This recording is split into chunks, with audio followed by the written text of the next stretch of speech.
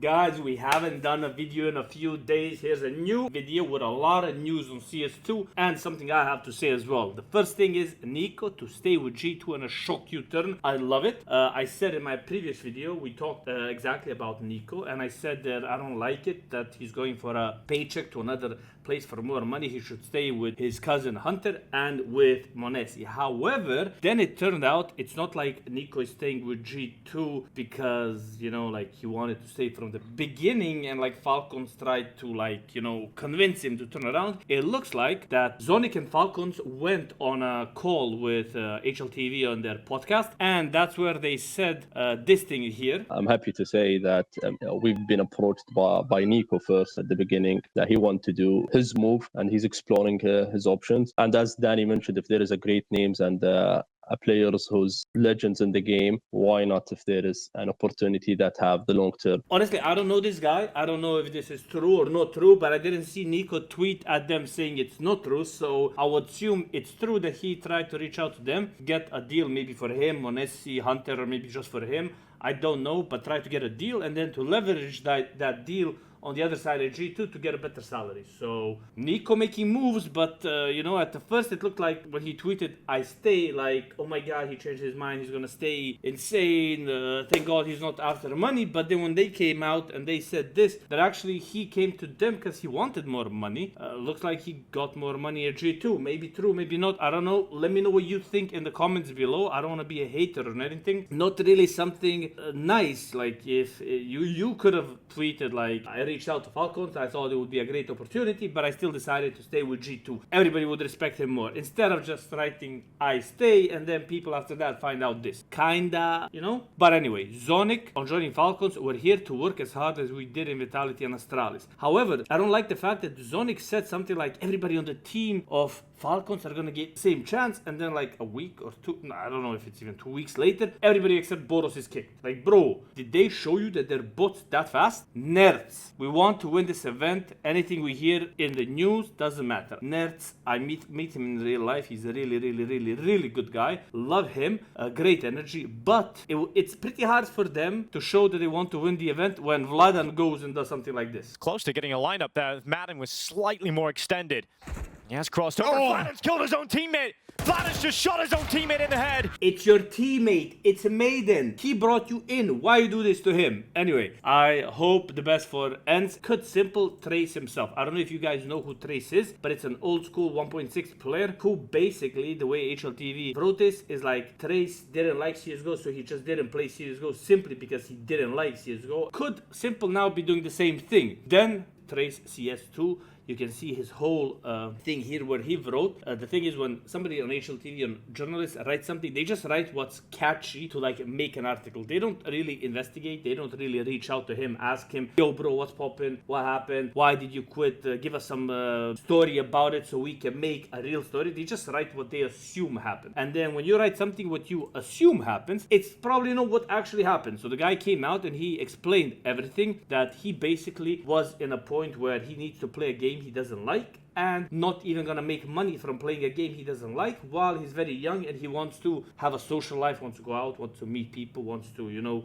connect, wants to have girls, wants to talk to girls. And they made it in a way that he just quit because he didn't like CSGO, bro. Dude didn't have money, had small salary, didn't know CSGO gonna blow up, blah blah blah. Same thing with Simple. From my point of view, Simple has a lot of money, a lot, you know, and now you're forcing him, or you think he should play CS2, the game he doesn't like because it's in a really bad state. They basically took away CSGO, gave you CS2, a huge downgrade, worse registers worse, plays worse, in every angle it's worse. They're like giving you it as an upgrade while removing everything you had and saying, well, now it's going to be easier to code, and then they're giving you updates weekly which are just kind of fixing everything that was already okay in CSGO, but it's broken in CS2. And you're like saying, oh, thank you so much for all these updates, which are fixing what's broken in CS2, but wasn't broken in CSGO. I'm shocked that people don't see this, but they don't see it on Twitter, but they do see it on the numbers, because the numbers on CS2 are 25%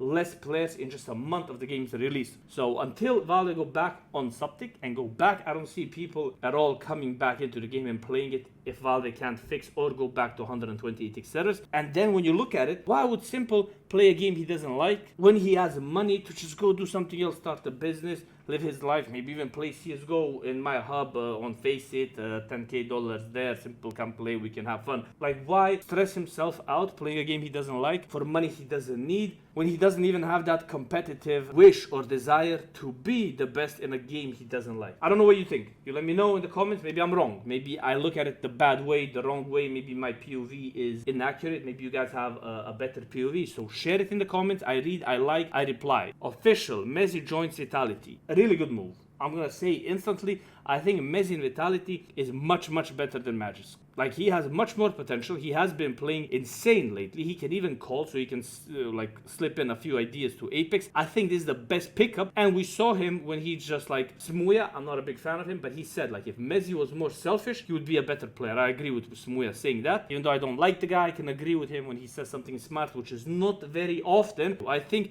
Vitality gonna be sick. Aurora. Complete Deco signing. Guys, if you don't know, go on YouTube and check out Deco Azbuka. The best content on YouTube. The most positive, happiest, and friendliest CS player to ever exist has switched teams and he's reuniting with Hooch. A very nice, positive, non-toxic, happy guy right there. Messi invests in organization planning to enter CS2. I don't know a lot about Messi. I know he shoots the ball pretty good and he's a legend. So any additional money into CS2 is beautiful. So this is gonna help the scene in Argentina. I don't have much to say there, but just a small upgrade if you guys didn't see this. Device, I like that the AVP is not as OP as it was in CSGO. So the guy that plays the op and the guy that mains the op is happy that the weapon he mains and was the best in is not as good as it was in CSGO. Make it make sense. EG reportedly set to drop CS teams. It's like around 50 players in their teams and they're dropping them, and there's a lot of drama on Twitter about this, so you can check that out.